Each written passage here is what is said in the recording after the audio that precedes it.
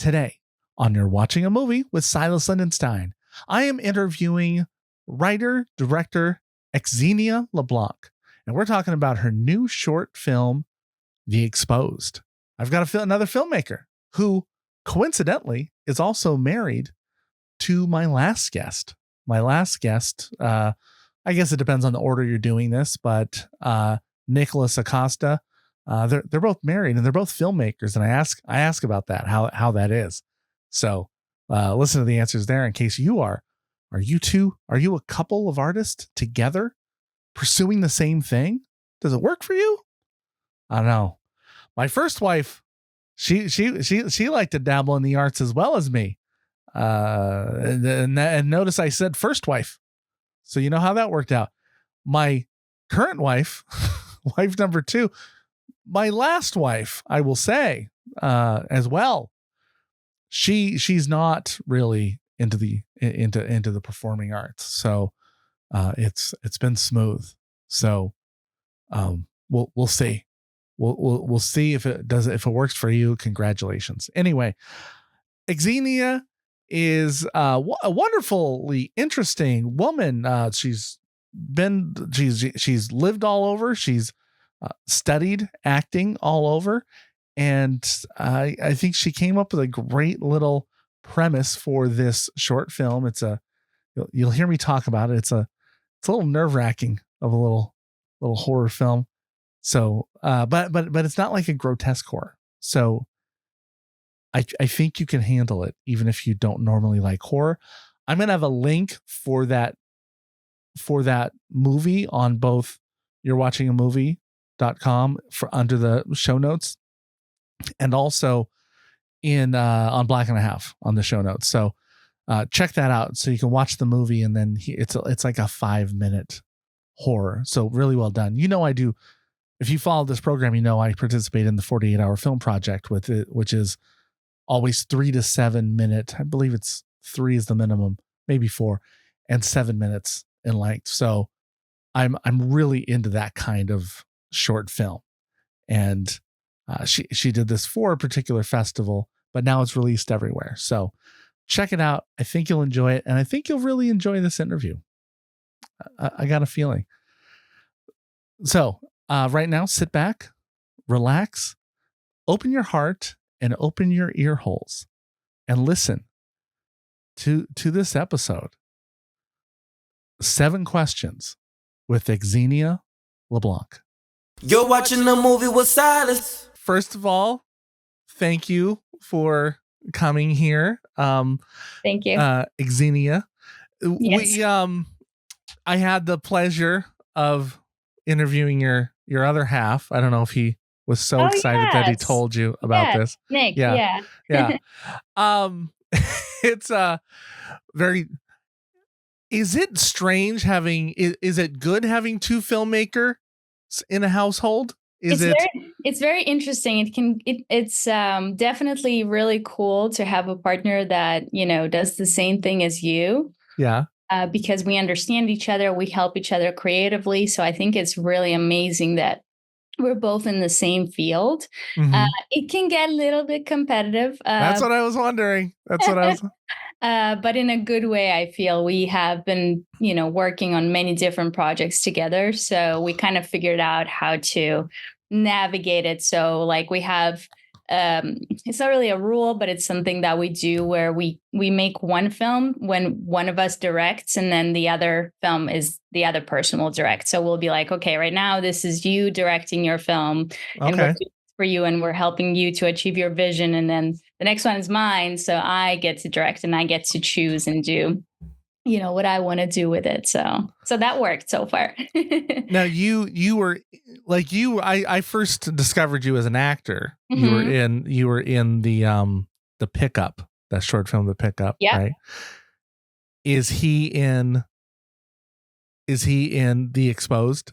Yes, he actually is. So he is a face that I can't see. Is he a face that I can't see? I don't want to spoil. You can see a little bit of his contour. It's that video when Mike Tizzy is showing like that there have been break-ins in the area. Okay. We got this on our Blink camera, so he he plays like the breaking guy. So he's wearing like, something dark and like, yeah, you kind of see his silhouette, but you can't see his face. Yeah. Well, He's also the voice that says, "What do we got?" at the end, to which the character responds. Okay. Yeah. Yeah. So, so he is a little bit, his spirit is in there. Okay. Did, now very different is the Exposed, is horror? I would call it's horror, right? And fear inducing. Is that your style more? Is this what you're really into? Horror?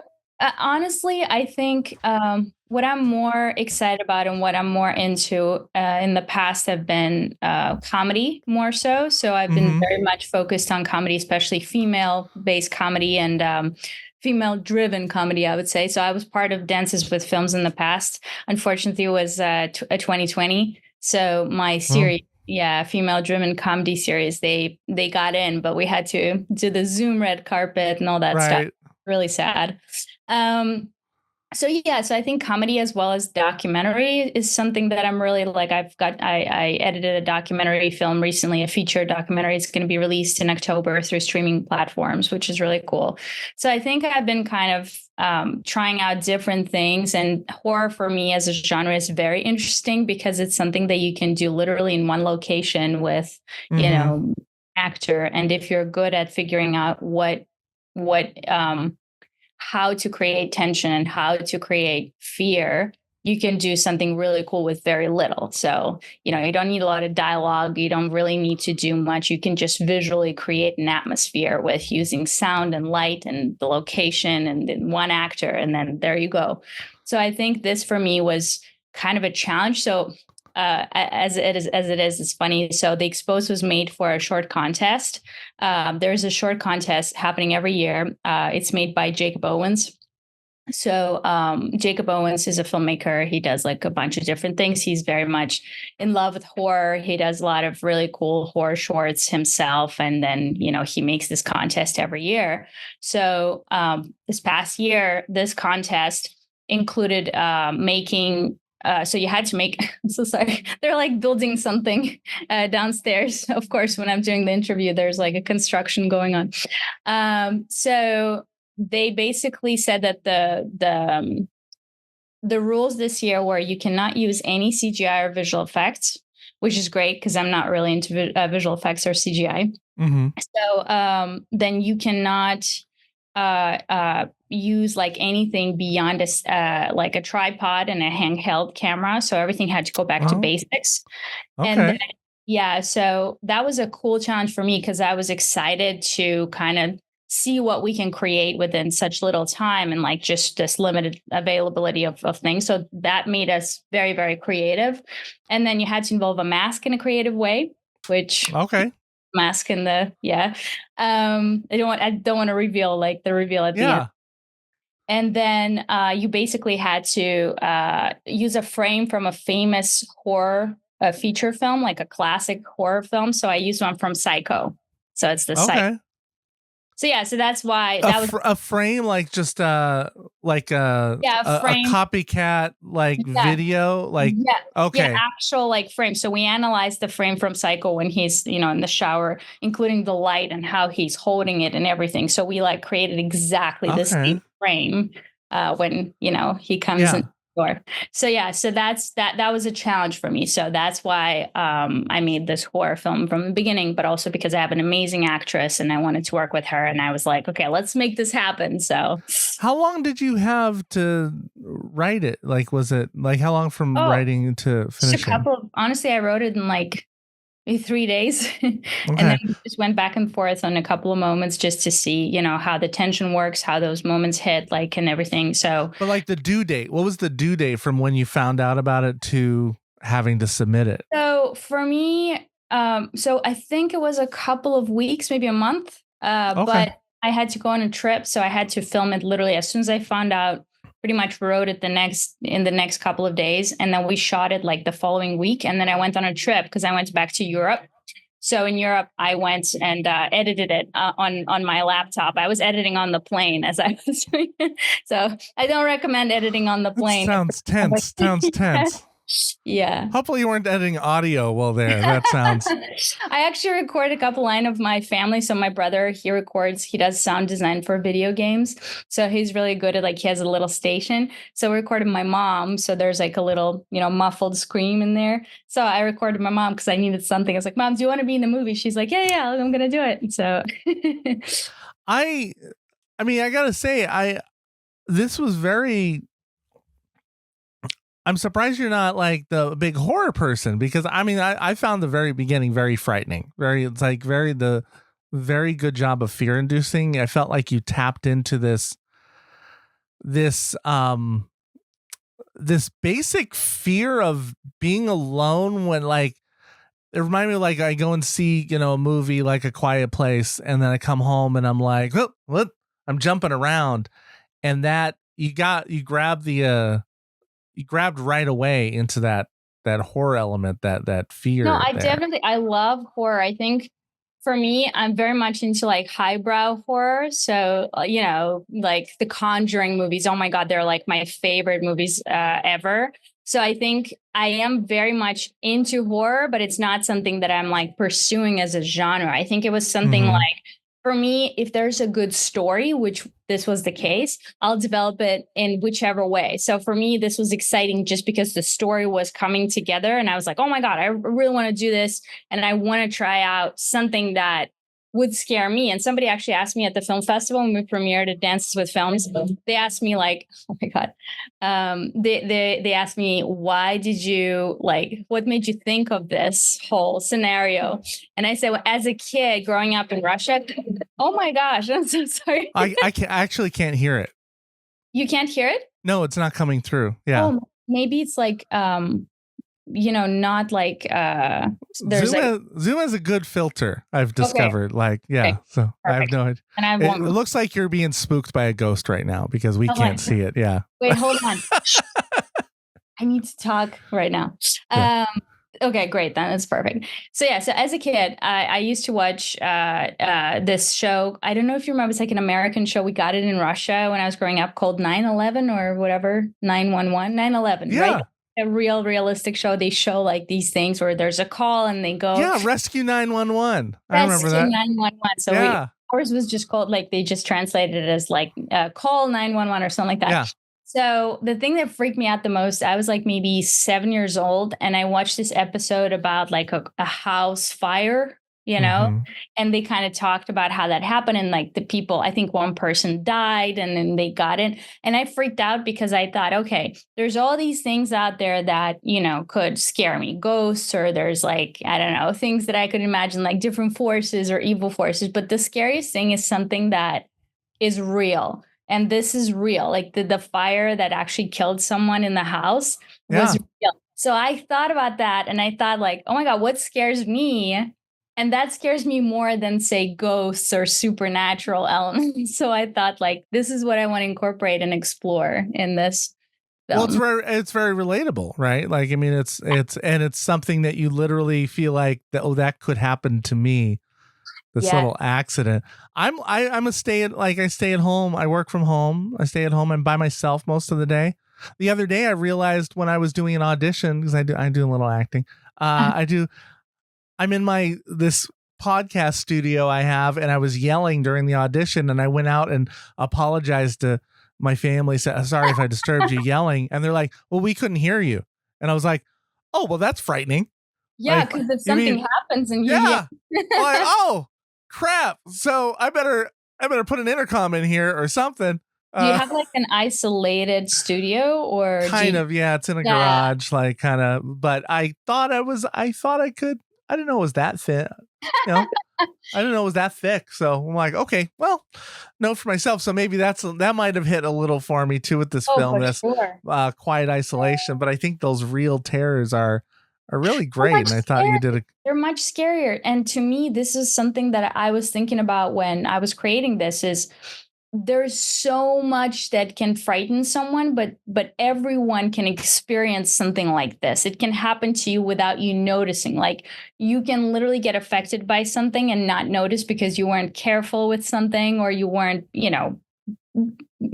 I just don't want to reveal the ending of it. But but that to me is so realistic. And I thought, oh my God, this is, and when they asked me at the film festival, so why'd you make this? I said, oh my God, I think I realized, because I watched those 9/11 call series, and it just freaked me out. And I remember my mom was so mad. She's like, who let you watch this? And after that, I was always like checking everything, that everything is okay. I still do that. So when I leave the house, my wife every night, did I turn off? Did I turn this off? Did I turn that off? Did I unplug the I'm like, yeah. Like, and so honestly, she does not like horror, right?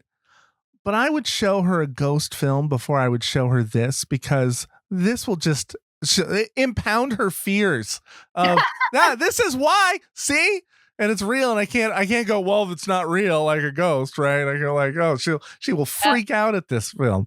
Oh my God. Yeah, my mom did. She watched it and she was like, oh God, why? This is terrifying. I was like, yeah.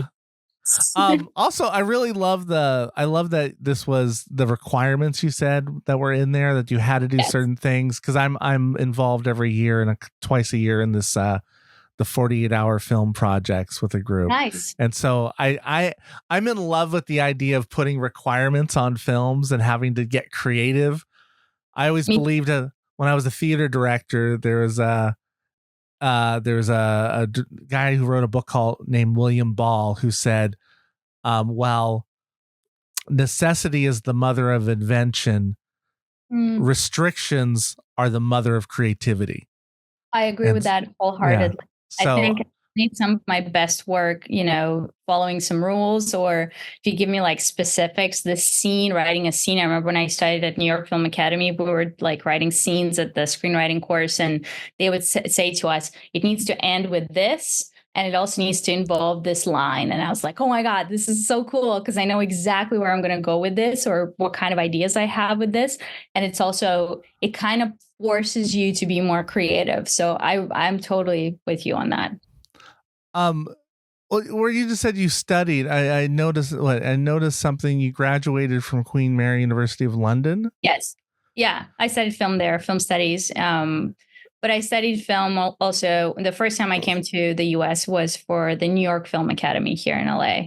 So I came to do a filmmaking course, I think. And then I went on to doing a screenwriting course. You weren't from London originally? No, I'm from Russia, St. Petersburg. Okay. So I had, because I was like, why would someone come from England to study acting in the U.S.? That seems backwards. They steal all of our jobs. So they get all the acting jobs. I've been to St. Petersburg. No way. Yes. When back in, it was 1988. Wow. 89, February of 89. My high school went on a trip. Gorbachev was in power. I was going to say, this is still, it was pre what's his name with the K? Yeltsin? Or pre Yeltsin. Yeah, Yeltsin. And so we went over and visited Moscow. We went down to Tbilisi when Georgia was still part of, because I went to the USSR, right? So, and then we flew up to, at the time, Leningrad. That's where I was.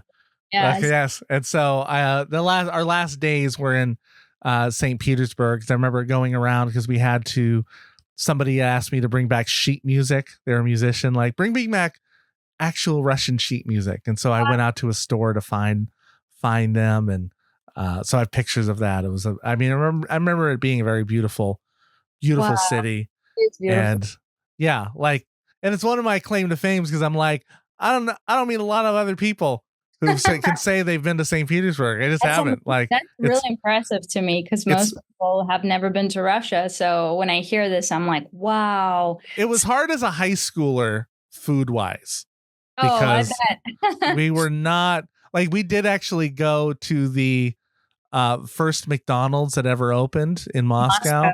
Yeah. Now, before we left, I had said there's no way I was going, because that was ridiculous. I would not go to another country and eat McDonald's. But then we waited hour and a half in the snow to get in there because we were so like, we need regular food. To us, it was like we didn't. Food. Yeah, and it was funny because we were eating in a hotel, so it should have been like we should have been happy with that. But some of the best food I had in Georgia, we had some good bread. There's some fabulous bread, amazing bread from Stone Ovens, and then in London, in St. Petersburg, I like that felt more just. I don't know. They said it was a more at the time Western area. Like I didn't have any food issues there, so we were all fine. I don't know if we just adjusted and get over your American self, teenagers, obnoxious 15-year-olds. We went to Russia, I think, before the pandemic. It was like 2019. So we went there and he was like trying to adjust certain things. For example, we have these breakfast sausages and he's like, this is not a sausage. It's just boiled like sausage that we just boil. Yeah. And then he goes like, this is, I don't know what this, hot dogs, said hot dogs. And he goes, this is not a hot dog. This is like a weird whatever. But there were a lot of things like that. Like, he was trying to find like cold drinks. We're not that big on cold drinks. I know it sounds ridiculous, but no, I remember the pasteurized irradiated orange juice that I was drinking. It was not cold. It was just warm orange juice. It's like an American habit here. I've learned to be like, oh, I want some ice with my water. It's like, we don't do that. So he was so pissed because we'd go somewhere and they'd give him a Coke or something. They're like, it's not cold. They go, yes, it is. It's like, no. So so I get you. It's hard. It's a cultural shock. It's completely little things that you don't think about until you're there. And as a teenager, I'm sure I was intolerable. I mean, at least I was with a group. So no, but at least you were lucky there was a McDonald's at the time you went. Yeah, the one time to get us over. If not, it opened. I forget which year it was that it opened, but I think it was. Well, it was like 88. It only been open like 6 months, I think, when we've been there. New. And then we had Carol's. Do you have Carol's here?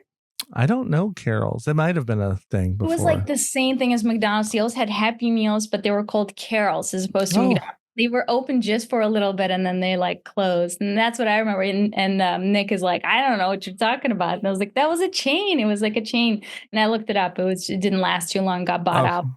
Okay. Yeah. I mean, the US has at that time before we were social media has made everything so small. Yeah. Like there were chains that people had never. I remember introducing my friends to Taco Bell when it came out to the East Coast because they were like, they had never heard of Taco Bell. And I'm like, what? Are you nuts? I've been from California. Right. Hey, anyway, the first time I have people come on the show, I always ask, there's 7 questions I always ask them. Okay. It's the Silas Lindenstein's world famous 7 questions. And then one day there'll be a graphic right then. It'll be very exciting. So my 7 questions. Number 1, what are you most nerdy about? And not meaning it doesn't have to be Star Trek or Star Wars, but what's that thing that you just love, you deep dive into that maybe more than a lot of people? So I think there's 2 besides film. Is reading for sure. Like I'm a book nerd. Like I love to read, especially like sci-fi, and I absolutely love like a good thriller. So I'm super excited about it. So I can recommend like really good stuff. And I would say second would be cooking. Cooking is something I'm super nerdy about. So I love to cook and I love finding new flavors, combining them, like creating cool recipes and then like trying something out that, has not been in the recipe book and just experiment with that and then let people try it and like see how they react to that. So I think besides film, so if you said like not film. Is there a cuisine that you're more into? Like I think all of them have like, there's a lot. So I love French cuisine. It's like the staples of like good food that, involves a lot of butter. But I absolutely love Italian food, Asian food. Like I love fusion as well. So if you can like combine a bunch of different recipes from different cuisines, that's something that I'm super, super passionate about. I love that stuff. I got into food more during the pandemic. I've always liked food, but it gave a chance to take time and learn, when we're isolated. And like I like last night we did a simple thing where my wife has become allergic to regular dairy, so we've just been doing goat cheese, Okay. So we found that we have this boxed mac and cheese that's a goat cheese, right? And I'm like always like, but last night we mixed two different kinds, so it was like a mix of cheese, and then I looked up and found that prosciutto was the best meat to go with goat cheese. Oh, really? So yeah. So I'm like, well, let me try it. So we fried it up and crumpled it up and threw it in there. And this was the best goat cheese mac and cheese we've ever had. Whoa. And then a side of strawberries, because strawberries was the recommended fruit to go with. Absolutely. Goat cheese. So I have an issue with goat's cheese because so it's like a long story, but in short, when I was a kid growing up in Russia, I used to play with a goat. It was a goat that belonged to our neighbors, and it was like my best friend. I was so happy. And then one day I came to pick up my friend from her house because she wasn't coming out. And I entered Russian houses, they have this little area that's in front of the house where you leave your shoes. It's kind of like a step up kind of thing. Yeah. So her grandmother was slaughtering the goat because they're farmers. They were, this goat, it was its time. And the smell of that. And also I saw the buckets with the insides and everything. So after that, I can't eat goat's cheese. And it's like on a psychological level because that was my food.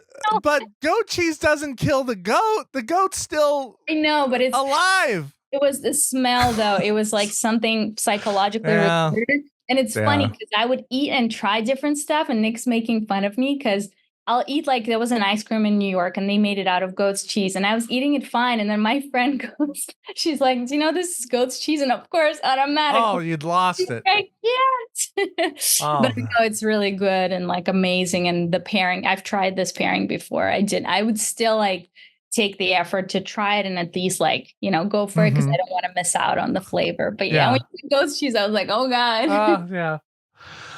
I'm definitely more. I like it now. It was always okay, but now I just have it so much because that's what's there for us. But all right, number 2. What's something that you love to eat?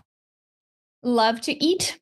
Yeah, I would say a couple of things. So recently I started trying vegetarian food more because I was really excited about different pairings, and I found this whole new world of flavors that didn't exist to me before because, we always go for meat and then you have a little potato or something with it. Yeah. But in vegetarian cuisine, there's so many interesting things that people have come up with. So, first of all, pasta. I'm super, super passionate about pasta of all kinds. But the pairings of I'm super excited about different interesting pairings of sweet potato with, different baked vegetables.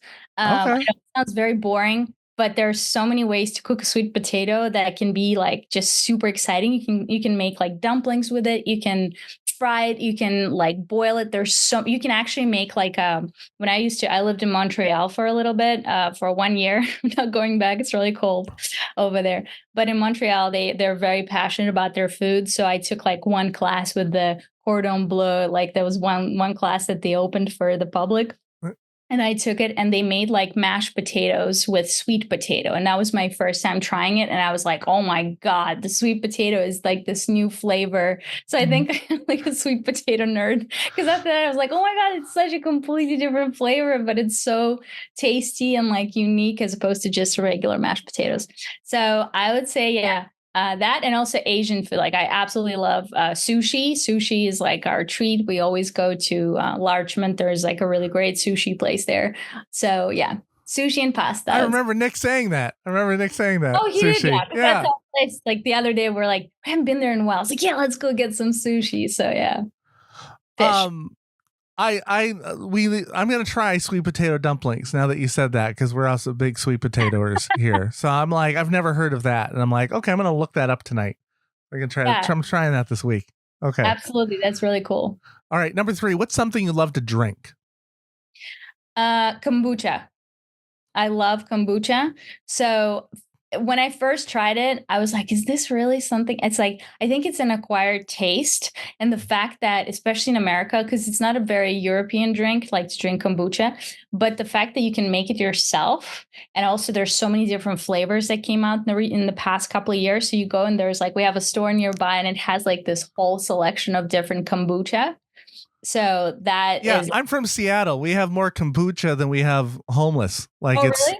I mean, it's so much. It's horrible. Oh, I've only had it once, and I'm like, yeah, it's an acquired taste for sure. It's like, something that, you know, over time just gets better and better. And like Nick hates it. I tried to make him like try something, and every time a different flavor, he's like, I don't know how you can drink it, but it's something that just always refreshes me. And it's just, there's so many different things you can do with it, and it's good for you. So for me, it's like, oh gosh, it has all these 3 things in it that I'm super excited about. Mm-hmm. So that, as well as wine. I'm a wine nerd. So that's another thing, because I'm European, but it's something that my family has always been drinking at dinner. And like, there's so many different flavors. And I love that California has so much access to all these vineyard places. So that's something that I'm super excited about as well.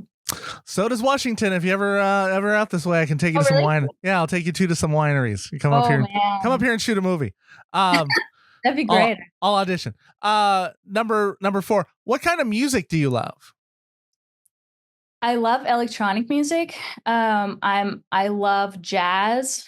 I listen to all kinds of different music. Sometimes it's going to be like soundtracks. We have a huge collection of soundtracks that we have saved, and like mine is on Apple Music, on iTunes. So, I think all kinds, but my favorite go-to is jazz and electronic, like, you know, they used to call it lounge music in like early 2000s, but lounge music to me sounds more like something that plays in the elevator. I'm talking more about like very interesting artists like, Moby, for example, who is actually our neighbor. I've met him a couple of times. So I grew up listening to his music, like Fatboy Slim. So I think I can't say like I listen to only one particular kinds of music. I think it depends on, the artist, or like if it's a cool song from like so many soundtracks that we have saved and that we listen to over and over again. Like, even John Williams, like we listen to him sometimes, like it's a Saturday, I'll just put on John Williams albums and just listen to it. But yeah, it's like, it depends on my mood, but I think, I love I love finding new music too. So I'll listen to like iTunes Radio and then just kind of pick up on some stuff that I haven't heard before. So, yeah. I like it. I mean, you're inspiring me. Maybe I'll just throw some John Williams on while I cook. Oh my gosh, it like transforms your space, your mind. Give some intensity. Yeah. Absolutely. All right. Sorry, number 5. What do you love to create? Oh, movies. I love visual arts and I love telling stories. So I think that's why, I chose filmmaking, because it combines a bunch of different art forms. I don't know any other art form that combines that many things under one umbrella. So if you're making a film, you can literally be a good visual storyteller. You can, be actual like cinematography and be into that. You can also you have to be a good storyteller. So you could be a good writer. You need to write and learn how to tell good stories. You can perform, you can, create the character with your behavior and different moods and emotions. So I think there's so many things, but for me, I'm also very much into photography. So I take a lot of photos. It's something that is just my passion. It's something that I do with friends of mine. I've done a bunch of photo shoots in the past. So photography, video. I'm not a good painter, but I'm actually working on a little short. I've been working on it forever. I started like way before the pandemic, where I'm like dabbling into animation. It's like a story that happened to me in San Francisco. And then I just found out there's this app that you can download on the iPad.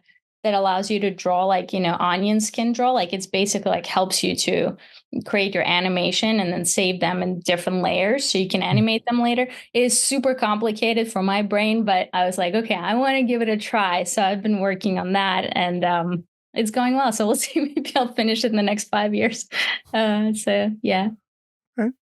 All right. Number 6, what's a game you love to play? A game. Ooh.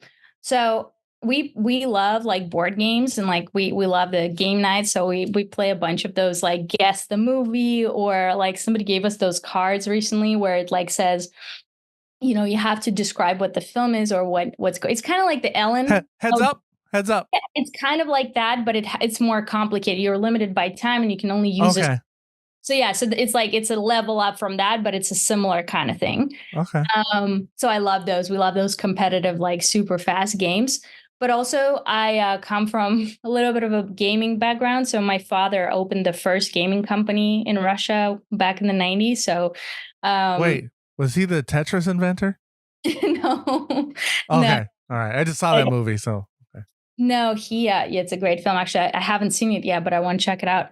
No, he opened a first gaming company that was working with like, the American companies. They were creating different things for them. For example, they worked with Doom and they created like the gun like elements for them. So they were working with many different companies at the time. They created their own game that was like, it's a racing game, but it's the little cars, like the radio controlled cars. So they created a whole game, which was actually sold in America at the time. And my dad came here to present it and all this stuff. It was really cool. So, because of my horror excitement and all this stuff, I love spooky games. So I don't know. There's a phenomenal game called Fatal Frame. It's a Japanese game. It's basically like every new episode is its own story. But the first one begins, you're just in the middle of the woods and your sister ran away and you're just, there's no clues. There's not, you're in the middle of the woods and it's dark. And so you have to like go through and like figure things out. And then you find a camera. And so now you figure out that you're in a haunted village and your sister has been, possessed by these ghosts. So your only weapon against them is your camera with a flash. So it's called Fatal Frame. So depending on how you frame it, like the more flash will hit them and like kill them. Okay. So that is I think they actually made a movie based on that game. I'm not sure, but it's just visually stunning. So I love like video games that are visually stunning and have like a good story. So in that, yeah, it's really exciting. Have you tried playing a horror game in VR? No, but I really want to, but I'm kind of scared. I have I tried Resident Evil. They had the VR mode, and I made it 10 minutes, and I was so scared of this thing. I was freaked out. I couldn't go back to it. I was so scared. So so you're just like you. So you play they have the game. It's the regular mode, but you hit VR, and then it throws you into the VR mode. So you're just doing the game from first person, like the thing, but you can you're in it. You're looking around. You have the controller, but you're open every time you open the door or something. I mean, you're just close to everything. It was the scariest thing I'd ever done. Well, maybe it was 20 minutes. I couldn't handle it. I did it. I couldn't go do it again. I was like, no, I didn't even play the game on regular. I was too freaked out by it. So I'm like, oh, I'll play Star Wars, whatever. Okay. Listen, that game that I was telling you about, remember those like places, they still do it. I think the PlayStation controller, it just shakes, when things are coming. Yeah. Yeah. That was enough. Like if you're talking about the VR and like playing that game in VR, right. And so it still shakes. The PlayStation still shakes and you're holding it and you're around everything. So yeah, it was just too much. Oh my gosh. Drove me crazy. But see, that's cool. But try it. You might like it. Yeah. Okay. Last question. In 100 years, when someone reads your biography, what do you want to be remembered for?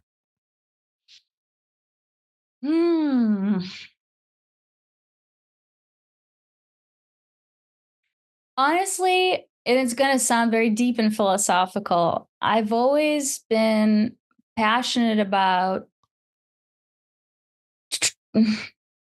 trying to help people or introducing people to a new perspective, to something they have not thought of before or considered or looked at. Like, I would want to leave behind stories, be it through film or even writing stories that change people's perspective. And I'm not talking about just politics or, the way of their Yeah. life.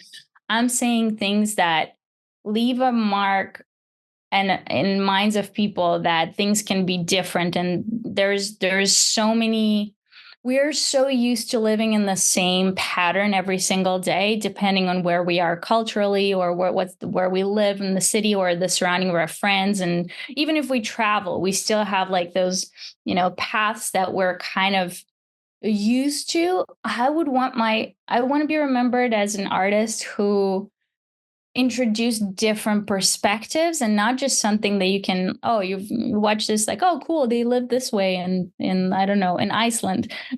Or here's like a story about someone's life that he went through that, but actually leave behind something that people can just be like, oh, she tried to show different perspectives and get people outside of their box, outside of their set mindset. I don't know if that makes sense, but No, it does. No, on a absolutely. deeper level, that's what I really want to do, because me, myself, being a person who comes from a different culture coming here, I kind of already do that. There's a lot of things Mhm. that I do that people are like, what are you doing? And I say, this is how we live over there. This is how we communicate over there. This is, and we're not going to go into politics and all this stuff, but that's another big aspect of it, because a lot of people don't know what's going on over there. They only assume based on films that, especially in the 90s, a lot of American films introduced Russians as these evil guys, What? Did we do that?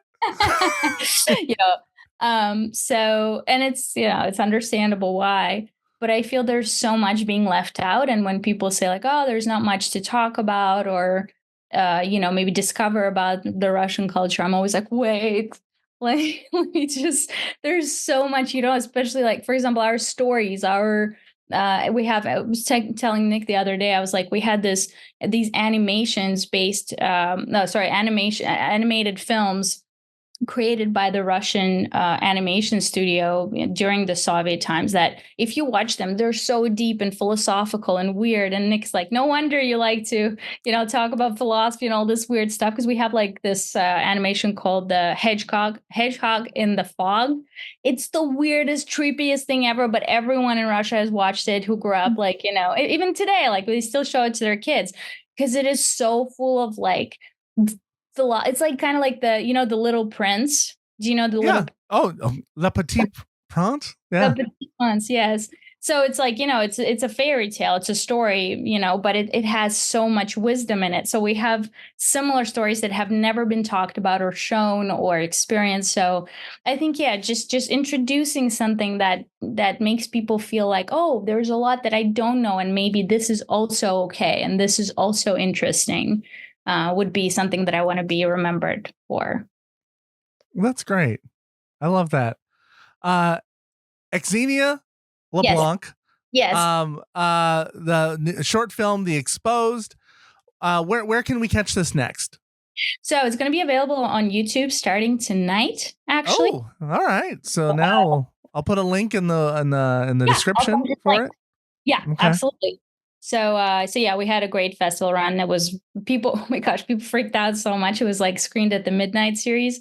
People watched it, and there was some really cool, it's like for a filmmaker or storyteller to hear these reactions. There's somebody who literally screamed, and I was like, okay, this is great. So I'm excited for people to be able to watch it as well at home, and don't watch it at night. It gets a little scary. Yeah. Agreed. Watch during the day. Yes. And then you could just spend your day freaked out. Yeah. So, yeah. And that was the interview. Yeah, that was great, right? I told you. You can count on me when I tell you that we got a good interview. We do. Here it is. So I think you should check out the film. If you have not checked out the film yet, please do. Let me know in the comments what you thought. And if you like this episode, please make sure you hit like, go subscribe, and follow the podcast, so you'll know right away the next time a fun interview's dropped. I got a lot of exciting ones coming up for you, so I want you to be notified and listen to it. So until next time, I want to thank you for keeping it black and a half, and thank you for watching a movie with Silas Lindenstein. You're watching a movie with Silas Lindenstein. In the theaters you find this. So go and press play and rewind this. This feature is timeless. Love it like it or we lose it, can't find it. And we ain't keen on being reminded about the film if it isn't tough. We spend a lot of time at the cinema. It's just me and my friends, we watch plenty stuff. For movies, yeah, I've been above. Whether big or they small, no, for me don't make a difference. Love them. You're watching a movie with Silas Lindenstein. In the theaters you find this. So go and press play and rewind this. This feature is timeless. Love it like it or we lose it, can't find it. And we ain't keen on being reminded about the film if it didn't hit. No, gotta lose it. Watch movies with my friends, bringing joy, that's the blueprint. So come on and let's do this. Leave pain behind us and relax your mind. Come watch a movie with Silas. Yeah.